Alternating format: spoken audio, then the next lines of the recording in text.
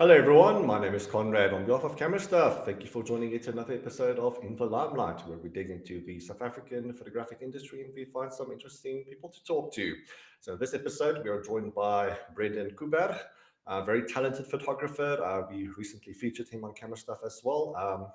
Just had a look at his Instagram and thought, this is a guy worthwhile chatting to. So the point of tonight's interview is we're going to deep dive into his mind and going to ask some interesting questions, which, by the way, if you have some questions to ask during the entirety of the show, by all means drop them in the comment section and we'll tackle them one by one. All right, so if you are joining us, you see we are building a crowd, so do tell us where you're from. Introduce yourself in the comment section and it will be displayed here on the right hand side so we can get a bit of a conversation going. So just as a reminder, at any time, you're welcome to ask questions. You can make any comments or pop in a compliment or two as well. But for the time being, introduce yourself. Let's see who is watching tonight's episode. So I think, without further ado, let's get our guest in, shall we? Hello, Brendon. How are you doing? I'm good in yourself, Conrad. I'm doing well, thank you. What did you get up to today?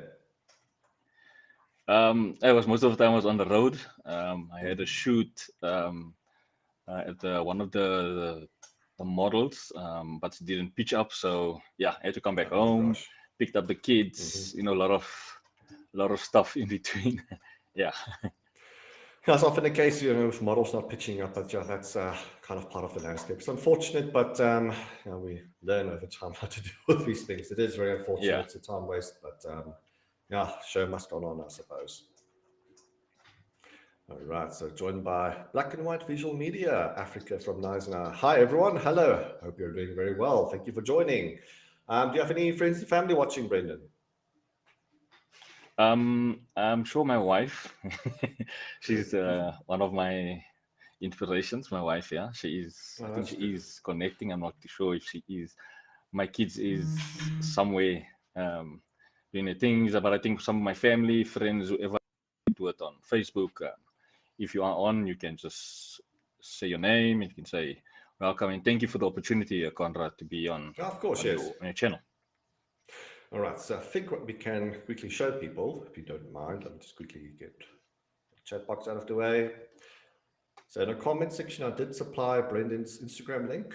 So just to give people a bit of an indication as to what you are capable of, as mentioned in my introduction, very talented photographer.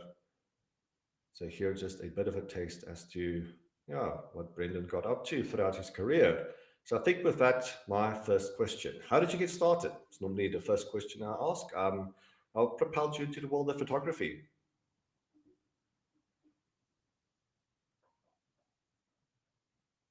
Hello, Brendon. Can you hear me?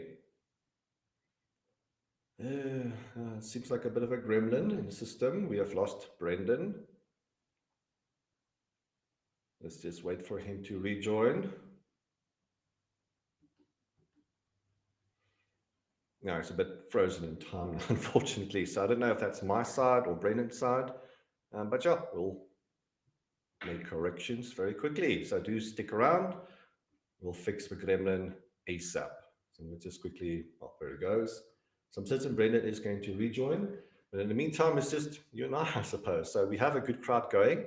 So what I want to hear from you is, while we wait for Brendon to join, is how would you like us to formulate CameraStuff live in the near future? So we are busy doing our interviews. Is there anything else that you'd like to see us doing?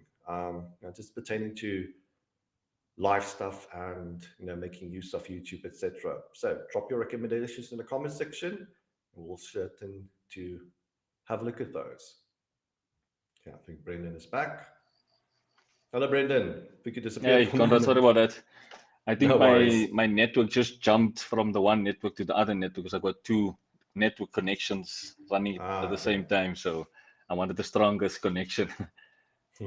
No problems whatsoever. That's normally the case. Having a gremlin or two is part and parcel of his live show, so one gets used to it. All right. So the question I asked is, how did you get started in photography? Like, what propelled you into the world of photography? What got your career going? So it was actually it's actually a funny story because I actually started doing media in the church. So it wasn't Mm-hmm. my main intention to photography. So I started doing media. Me and a very good friend of mine were doing the media in the churches. We combined, and it just developed into something that I just wanted to explore. I just picked up a camera. I think my cousin had a camera as well. I just used his. I didn't have a camera at the time. I was exploring on hiring. You know what? When you start out photography, you don't have the funds to buy the equipment that you're looking for. So I went the route of hiring, and that's how I started building myself up and building myself to the gear and the stuff that I have now. Okay, that's fun. It's very wonderful. It's often the case with photographers is that you kind of accidentally stumble into photography. It's not as if you set out to do it, from square one. There's always an opportunity that arises here and there, and from there, the talent flourishes, and it's just one Yes. step after another, and you get involved into all the photography. So, pertaining to that, what was the step like from what you could describe as beginner to amateur to professional? So, first question I want to ask pertaining to that is, what did you start off with your camera and gear, and what do you have now? So when I started out was a Nikon D3200. I think 32 or Mhm. 3300. That's what I started. It's what we initially started with, and I started playing around with that. And from there it just built up. Fortunately, I was blessed with a whole camera gear. It was a 5D Mark III with a lot of gear to it, because one of the friends that I have immigrated to, I think it was Australia, and he said I can take the gear, use it. If I want to pay him, we'll just see how payment plans work. So I said it's fine. I think about a Sure. month went by, and he said keep the camera, use it, and that's where my passion actually started. I didn't at first know a 5D Mark III was one of the highest or the top cameras to have. I was just Mhm. shooting, and everyone was like, "You have one of the best cameras." I was like, then I had to now do research on my gear itself, and that's how it started for me. Up till 3 o'clock in the morning, Mm. just reading about it, checking the gear out that I have. And now I'm using I moved from that. The gear got stolen. I had to now start all over again. At the moment, I'm shooting with the Fuji X-T3, and that's Mhm. my go-to camera now. At the moment, I love Fuji. I love the things about Fuji itself. All right. So you jumped from Nikon to Canon to Fuji. Do you have any? Yes. All right. You mentioned you like the Fuji, but do you have like a preference towards a camera brand? Like, are you happy with Fuji at the moment? Or is it just a big faff people make about? So like, are the cameras not very similar to begin with? Like, are people just not brand conscious about I this? I think when I had the Canon, it was a bit more difficult for me to grasp on something that I want to Mm. perfect, especially when it comes to color grading. And because now what with Fuji is, it has its color grading on the X-T3 Mm. as well. But it makes it much more easier for me to set it, leave it that way, and I'll just shoot. So I have settings in it where I can set for a wedding day, for portraits in studio, for lifestyle shoots. I can set 7 different settings, and on that day, I can just choose the one that I Mm. want, which makes it easier for me.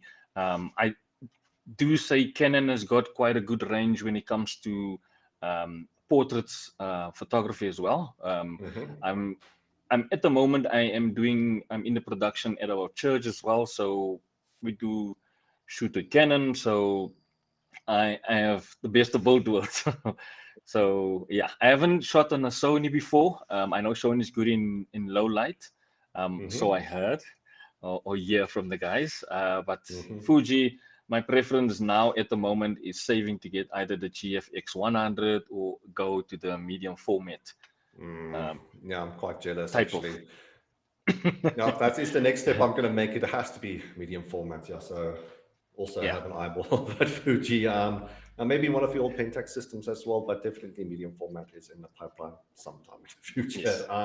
Yes. So again, pertaining to your career, making shifts from beginner level to amateur to the master that you are today, what challenges did you face initially, and how did you overcome those challenges? So challenge that Besides the that gear I that got faced, stolen. like, yeah. So that was one of it. So I had to Mm. like literally sell what I had. I sold my phone. I Mm-hmm. sold my I think my screen as well. I sold everything just to get gear so I don't have to hire. Mm-hmm. Initially, when you start out, it's a difficult journey. But as you grow and as you see yourself developing into what you were compared to what you are now, it's a huge step.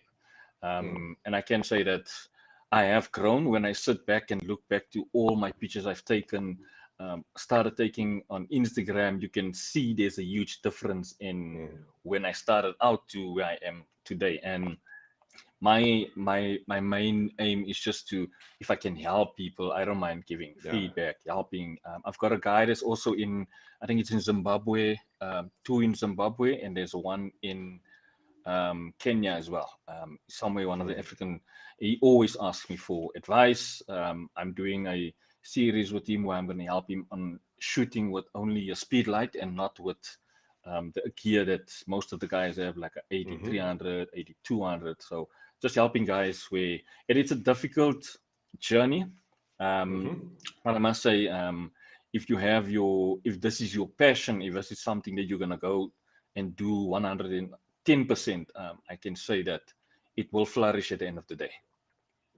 Absolutely, yeah. And doing a bit of a mentorship role as well helps the industry to flourish as well. So good on you for starting that as well. So you mentioned some lighting options. So what was it like in the beginning versus what you have now? Like, what is your go-to gear in terms of lighting? If you do lighting, so I think the first question ought to be, are you more so orientated towards natural light or flash photography? And if flash photography, what do you have in the kit bag? So I do both natural light and Mm-hmm. flash photography. When I'm in studio, I use natural light as well. It did Mm-hmm. give a different perspective when it comes to Yeah. flash photography. You get more uh, the richness on natural light is more. It's easy to color grade than flash photography. So that's, Yes. for me, it's easier. Flash photography, you need to be careful when you overexpose on your flash. You need to understand Mm-hmm. what settings are you going to use. I started out with it was also a Godox light, but it was ones that had cables. It was 100 watt. That's what I started out with. And it wasn't even mine. It was one of my friends that gave it to me and said, I'm not using it. Use it and let's see where it goes from there. And I've used it ever since. And it was like my go-to things. For At the sure. moment, I'm using 8300 Pro and I've got a Mm-hmm. Godox V1, which I make use of it on a daily. The 8300 stays with me. Of Even course, if I yes. do shoots outside, wherever it is, just to create a bit of light, I'll use it at all times. Mm-hmm. The V1 I always use as well. I'll use it off camera and not on camera. And people normally ask me, why are you using your V1 off camera and not on camera? Mm-hmm. So I said, the reason why I'm doing that is because I've got more flexibility. I can Sure, control the sure. light that I want to go. Also, when it comes to your hot shoe on some of the cameras, it tends to break when you have your V1 on it. So you move and you want to turn. So Mm-hmm. I prefer it doing off camera. So yeah, V1 and 8300, that's what I've got at the moment. Started with corded flashes, 100 Mm-hmm. watt, and moving to ones that's more accessible when you're on the go. Yeah. Now, definitely, any flash that has a battery is incredibly useful, especially today with load shedding. Yeah. A very daily thing now, and definitely using the flash off camera. That's a better way of going about doing flash photography. And if that camera is stuck on your, sorry, if the flash is stuck on your camera, you're going to create that one-dimensional, very flat lighting. And so, as you mentioned, having the flash off camera, you can just move the light around your subject and create different Yes. lighting patterns and different utilize different techniques and whatnot. So pertaining to mood and dimension and depth, a lot of playroom, right? Yeah. So that's a topic in itself. We can keep people busy Yeah. hours talking about off-camera flash. But I want to talk about concepts. How do you plan a photo shoot from start to finish? So how do you take the idea that's in the brain and how do you bring that vision to life? So it's nice that you're speaking about that because we just had a shoot that we did with one of the ladies Mm-hmm. of Lash Life. They sell lashes, they sell nails. So we had like planned that they wanted to do a shoot, a full-on shoot, videos as well. So what I normally do is have a meeting with the client, get to understand what the client wants, what is the end goal, and where do they want to start and where they want to end, what they want the brand to look like. So that's what we do. Firstly, get to know the client, find out what they like, get some ideas. I also work with the mood board as well. Mood board is always good to work with.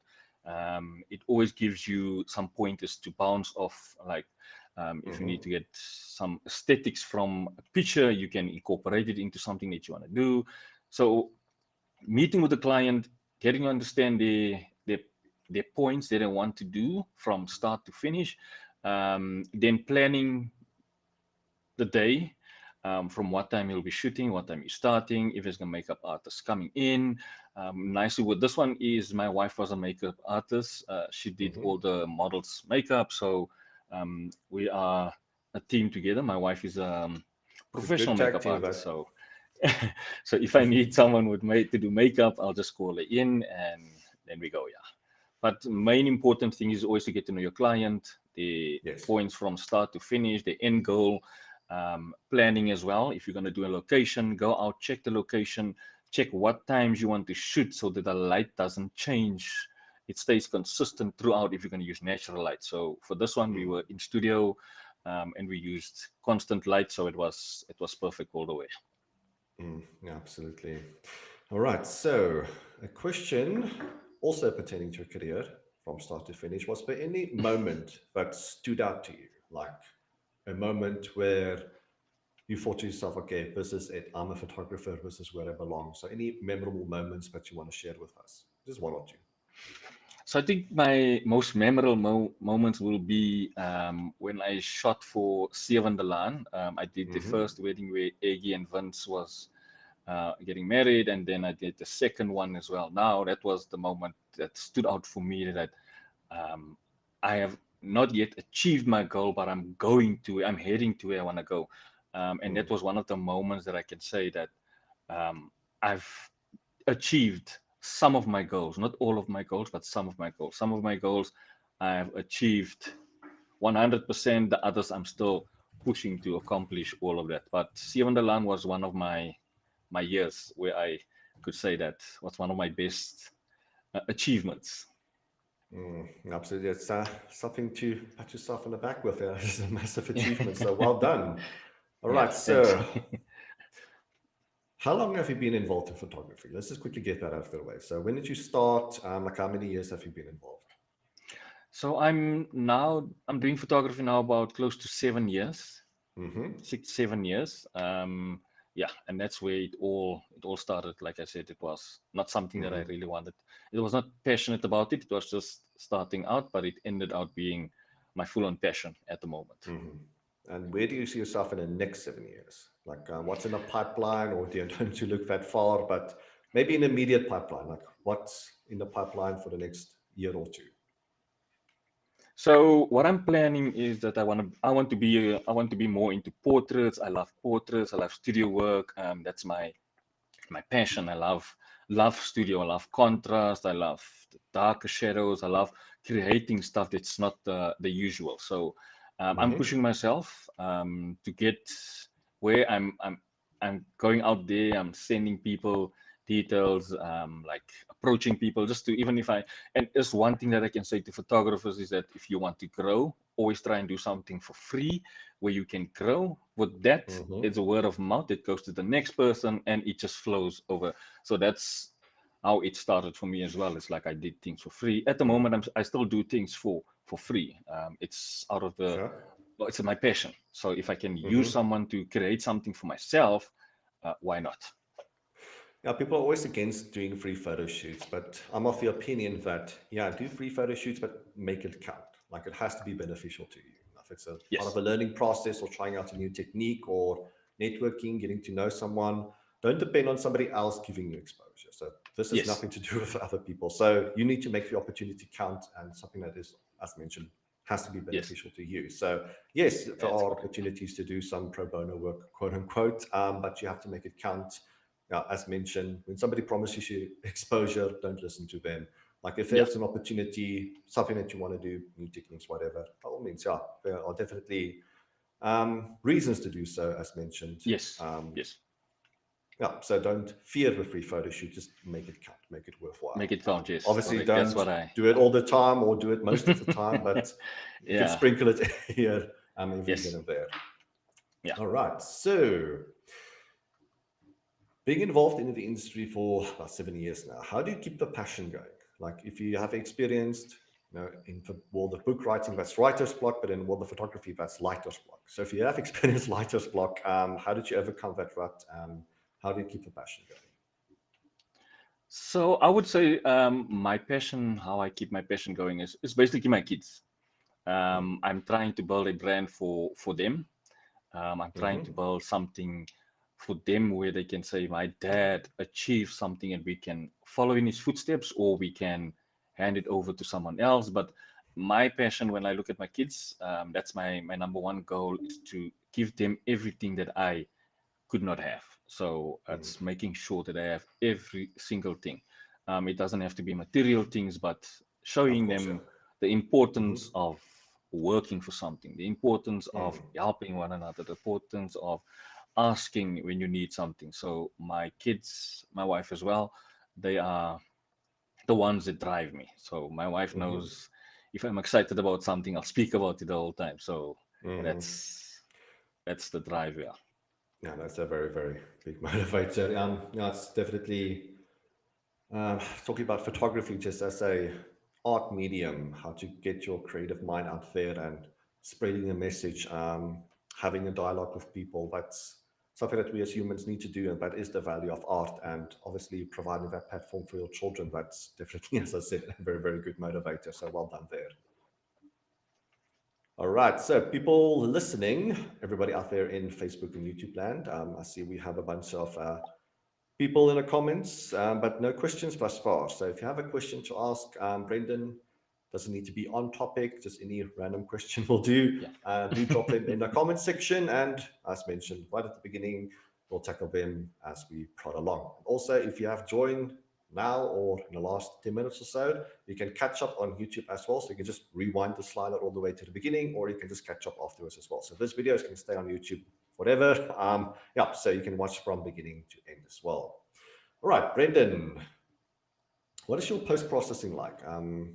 Like how heavy-handed are you with Photoshop? And I think on topic as well, just for the sake of adding a bit of spice to the conversation, what's your opinion on AI as well? So let's just start with the post-processing side of things, and let's get into the more, doom and gloom stuff of AI. So AI, I think AI is just doing other things that doesn't speak to us being more of a natural photographer. So yeah, we'll come to the AI part. Sure. So yeah, my processing part. So like I said, Fuji is what I use, and I've seen that I've had a lot of not problems, but I seem to get a lot of obstacles when I use Lightroom. So I moved over to Capture One. So I use Capture One for all my editing. So Sure. I'll do a bit of my color grading in Capture One, and then from there, then I'll move over to Photoshop, where I can just clean up the skin a little bit more and do a little bit of retouching and contouring there. So that's what I do. But it's always starting in Capture One. Do most of my color grading in Capture One. When I move over, will just be to Photoshop. Will only be cleaning, touch-ups here and there, clean out the hair. So it's from Capture One to Photoshop, and then Okay, that makes sense. Yeah, just to allow the camera to do some of the color grading, and obviously some of its algorithms been trusting Capture One to do so. But as far as the fine tuning is concerned, that's just Photoshop's job later Photoshop, on. yes. So I think by the sound of it, you get a lot of it done in camera, which is obviously a good way of going about photography. So the AI stuff, if you want to touch on it, I don't know what your opinion of it is, just broadly speaking. I know this is a bit of a big topic nowadays. I don't know what your opinion I is. see. Yeah, AI is, the artificial intelligence. It just doesn't speak to us as photographers, where we try and we come across more natural. So now we can manipulate anything. So in the background here by me, I could have changed it like I'm on the beach or something. I could have done something different. So with AI, it's not giving us what we want to see. It's more for brands that want to bring something across that is not there. So my honest opinion, artificial intelligence, it doesn't help us as photographers. It just makes us look like we're not doing what we supposed to do. But I feel that I'm not using AI. I'm not doing anything that I can add. I'm trying to be as natural as possible. If I need to add something to the picture, I will add it, but not with AI. So Sure, sure. just trying to stay away from that as it grows. I know it's already growing. It's out there. So yeah. Well, yeah, just trusting your skills and trusting what you can do via your camera and via your brain, and speaking your own human Yeah. intelligence. It seems silly to say that out loud, but that is going to be a distinguishing matter in the near future, In the comparing near human future, intelligence, yes. artificial intelligence, etc. But yeah, good man going about creating the world around you in a natural way. That's what we all need to persist at doing. My opinion of it, I don't think AI is going to do it's not going to be like a hostile takeover as such. I think it's just going to expand what's already there. So as a Yeah. photographer, I think our jobs will be safe. Yeah, so there'll be a human side of things and an artificial intelligence side of things. So it's not Yes. going to be a takeover as such. It's just going to make the circle bigger in a manner of speaking. Yeah. But yeah, I think that's also a conversation that we can keep busy with for a long time. But Yeah. moving on, shall we? I see you have quite a big following on Instagram, 22,000 specifically. How did you go about managing that massive following? Like, do you have any just small tips in regards to building a big following on social media? Also, So at just first, marketing, generally speaking. so I didn't use any marketing. So at first, I used to post like pictures like every single day, like 4 or 5 pictures a day. And the important thing here was always my caption and speaking about something. When I post a picture, I always say my caption would be something that would grab someone's attention. I always tried that, and I used it. It worked for me, and I could see that. It is moving into the direction that I want to, and I kept it consistent. As you can see, at the moment I'm stuck at 22 because I haven't been consistent. I've been more trying to get creative stuff out there, but consistent is key. If you post like 3 or 4 pictures a day or different styles, now with Instagram you have to change up and put reels in, which we are photographers and not real people, so we don't do reels. So yeah, I just posted my pictures like on a daily, even it's like one picture with 5 pictures in it. I kept it consistent like for a couple of months, and it started just growing, and I just started keep on pushing it, and up until I couldn't actually believe myself that one day I was at 10K, and then it just expanded like that. Yeah. Now, so things do tend to grow exponentially after a point. So I think good advice would be just to keep being consistent on social media. Do post daily. That is what the algorithm does enjoy. And also, as you mentioned, captions very important as well. That is how Instagram feeds itself in terms of the algorithm. Like it needs to grab data, not just pertaining to your image, but from the caption, especially Caption. because it needs Yes. to feed that image or video to the right audience. So your caption Yes. is incredibly important. Like if you have a silly caption that doesn't relate to your image whatsoever, it's just To going to go to image. the wrong Yes. people, and it's Correct. just going to end up in someone else. Yeah. Yeah, Someone so else. definitely your caption has to be relevant to your picture or video. Yeah, as mentioned, that is what the algorithm likes. So if you want to build a big audience, just keep on doing it. As mentioned by Brendon as well, you reach a certain point and it just grows exponentially thereafter. It spreads like wildfire. Yeah. So good advice. Yeah. Just keep on going. Yes. All right. So, so this is normally the segment that goes onto our TikToks and Instagram reels, right? So, what advice would you give to new aspiring photographers out there? Well, I've been there, yeah. So, and I've never gotten the advice. We didn't get the advice that we can give other photographers. Stay consistent, understand your gear, understand your exposure, especially when it comes to your ISO, your your settings. Make sure that you understand your gear. So if you understand your gear, it makes it easier if you just go out and shoot and just be yourself. Consistency is key, and practice. I mean, practice like on a daily. My lights Mm. used to be on the stands 24/7. I used to go sleep at 3, just trying to Mm-hmm. see how I can create this. So what I used to do is take a picture that I like and see how I can create or incorporate this into my own way. So Mm. choose a photographer that you really love, that you admire, and try and accomplish or try and mimic what he has done, but doing it in your own way, finding your own niche. That's what we always say: is finding your own way as being Mm-hmm. Brendon the photographer, not Yes, being as, because I used to love Peter McKinnon. He was one of sure, sure. my favorite Mm-hmm. photographers, and he was more landscape and reels he used to do. So I used to look at what he was doing, and I took from that and I implemented into my photography. And now I'm more into a lifestyle photographer, portraits. I Mm-hmm. love that. I'm I'm more of a person. I want to see the entire detail on the clothes. I'm more of a detail person, so aesthetics is more what I want. I want to see the finer detail on it. But consistency is key. Be persistent. If you want something, go for it.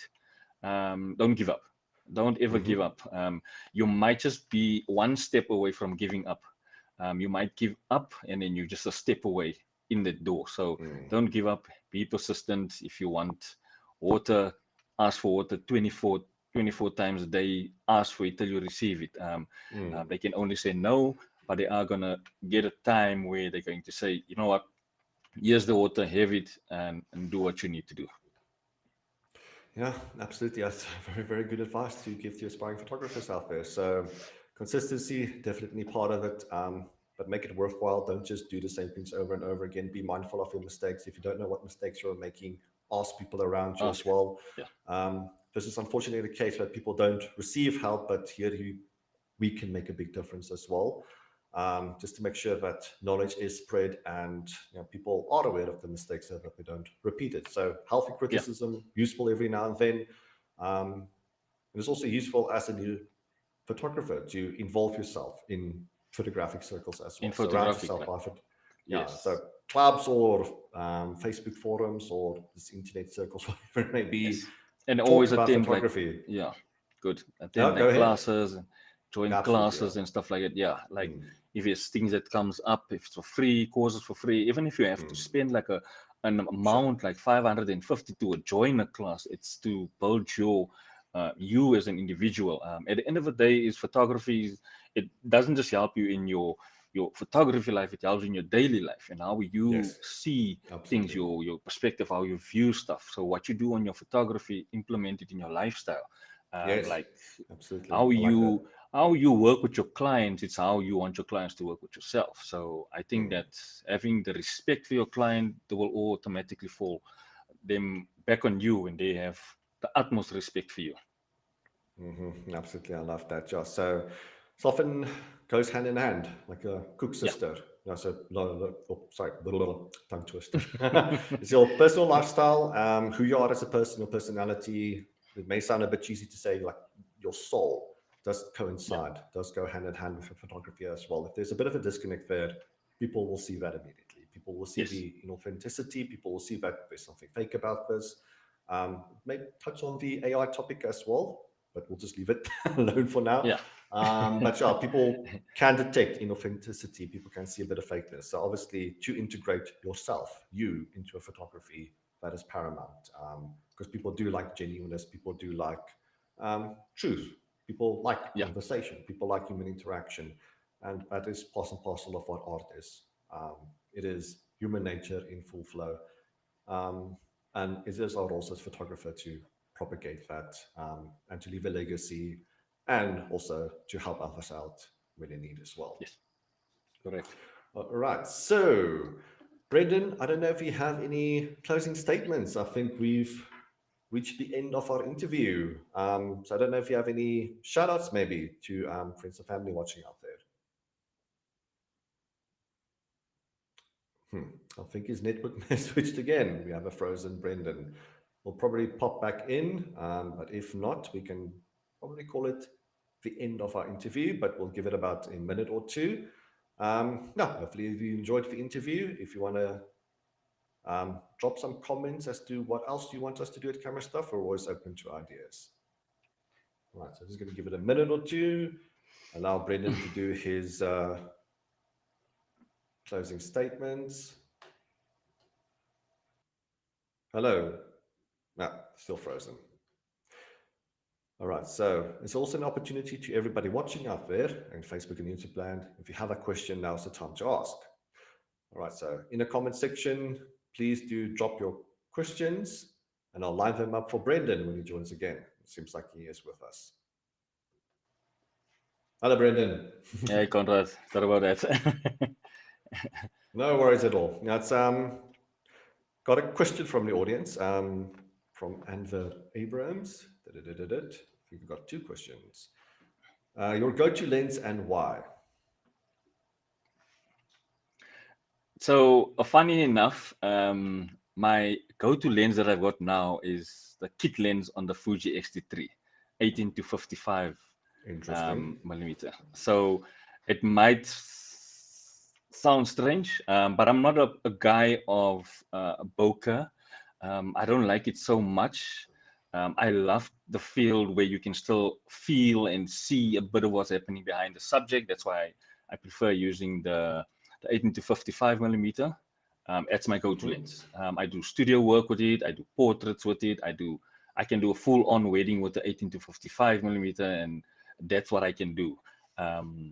My other lens that I have as well is the 75 millimeter Voltrox f1.2. That's a beautiful lens. I love it. It makes me move more over to the bokeh side, but I love the 18 to 55 millimeter. Yeah. Now, if you got the 1.2 aperture, you definitely want to make a shot of bokeh, definitely. All right, so interesting comments here from JB Roman. Thank you for joining, Jay. Thank you for being a regular participant with our lives. We do appreciate it quite a lot. The creators will thrive in the next wave aren't the most polished, but will be the most authentic. Good point. People don't crave perfection, people crave connection. Very Yes. good point. Yeah, that's true. And a second question from Anver Abrams. Where do you draw your inspiration from? So I just strive to be a different. I always look at magazines as well. I always wanted my work to be in a magazine, and fortunate enough, we've got featured in two of New York's magazines. It's Camaro magazine, and there's another one that's coming out now.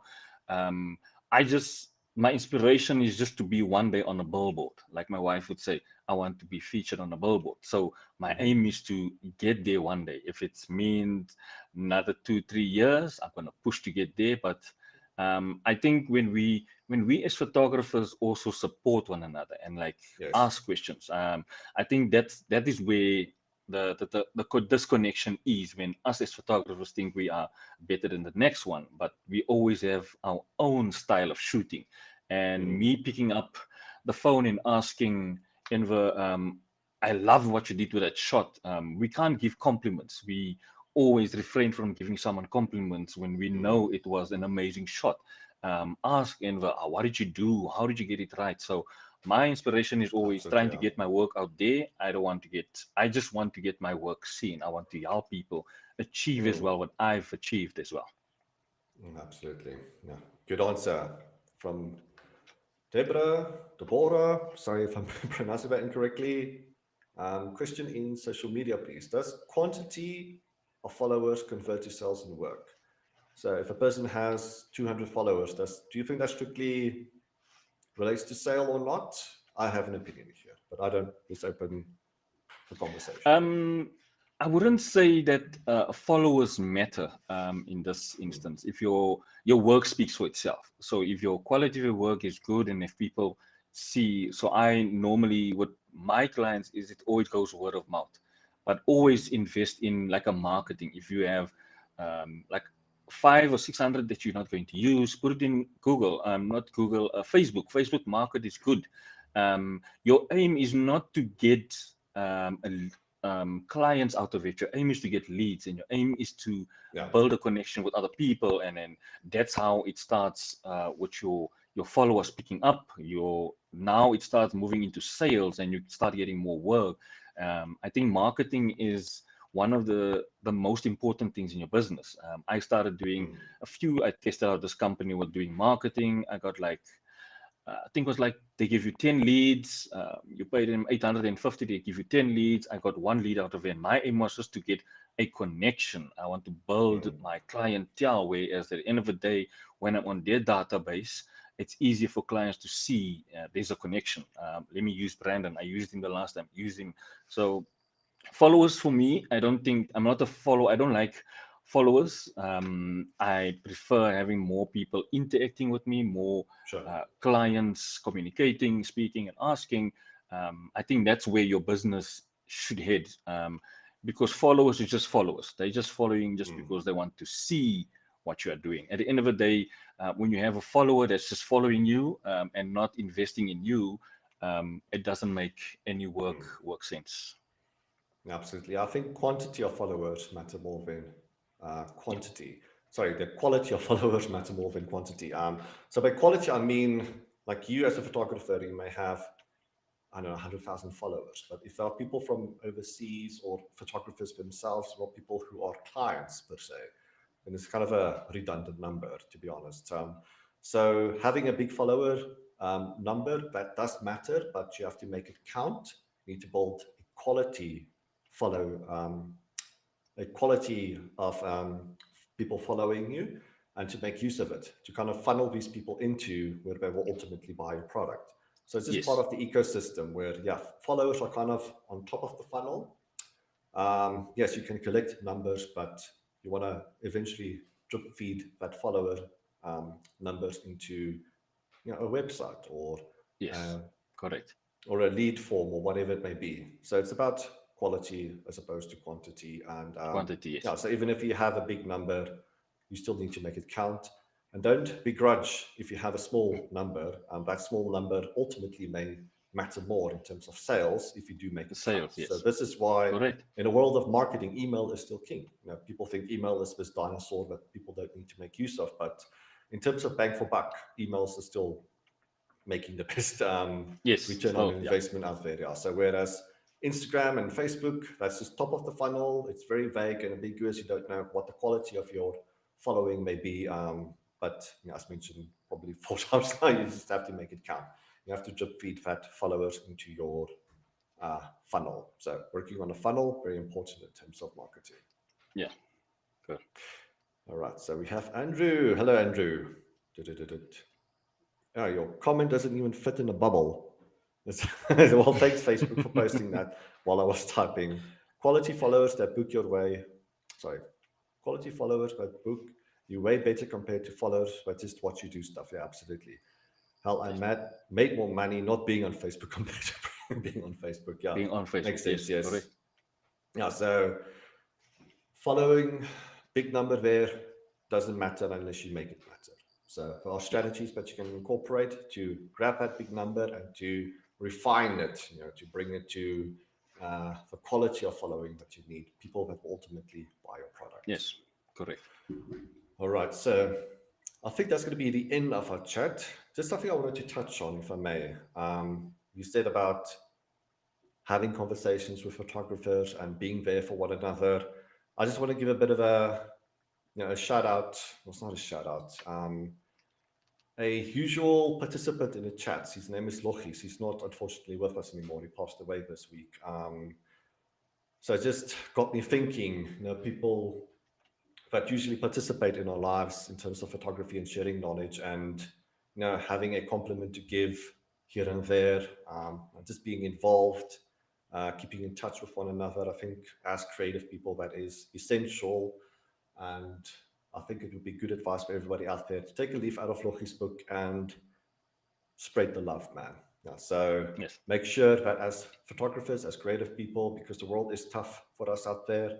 It's not just the economy, it's load shedding, it's now AI around the corner. It's a lot to talk about in terms of competition, like actual competition out there. Competition shouldn't be one another.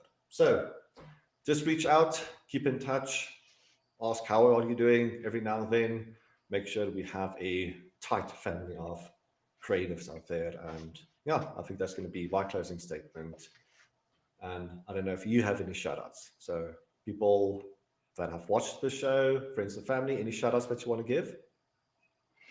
Well, to first of all, I'd like to say to yourself and the team at CameraStuff for allowing me, giving me the opportunity, like just to come on this 100%. platform. You know, Mm-hmm. it's not always that we get platforms like this, and I think having more like this would inspire all of us, like to help one another. Mm.